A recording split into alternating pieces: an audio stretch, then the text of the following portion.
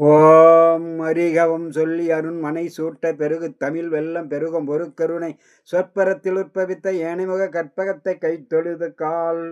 நண்பர்களே, இன்றைய நாள் இனிய நாள் நிகழ்ச்சியில் உங்களை சந்திப்பதில் மிக மகிழ்ச்சி.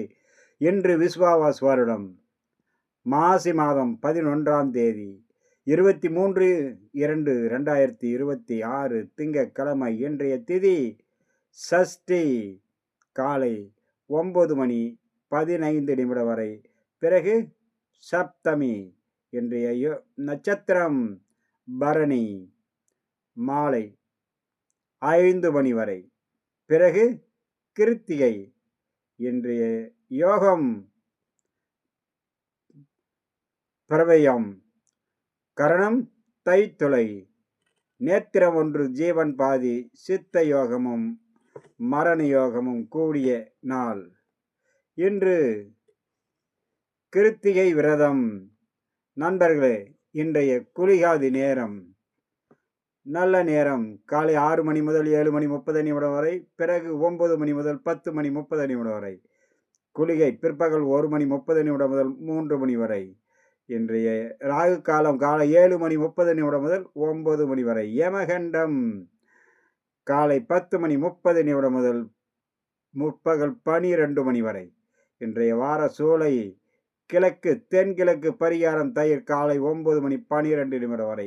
இன்றைய ராசி பலனும் நட்சத்திர பலனும். மேச ராசியில் பிறந்தவர்களுக்கு இன்றைய நாள் மிகவும் சிறந்த நாளாகவும், நினைத்தது நிறைவேறும், எண்ணங்கள் ஈடேறும், புதிய முயற்சிகள் கை கொடுக்கும், நல்லோருடைய ஆசியும் அரவணைப்பும் கிடைக்கக்கூடிய நாளாக அமையக்கூடும்.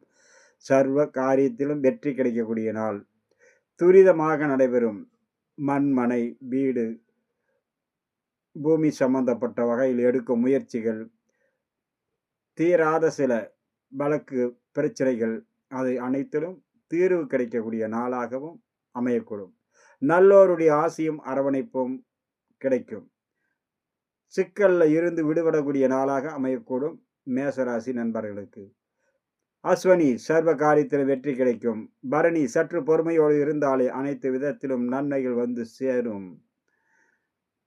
அஸ்வினி மதியத்துக்கு பிறகு வண்டி வாகனங்களில் பயணம் செய்யும் போது, உயரமான தளங்கள் கரண்டு வண்டி வாகனங்களில் பயணம் செய்யும் போது மிகவும் கவனத்தோடு இருக்க வேண்டிய நாள்.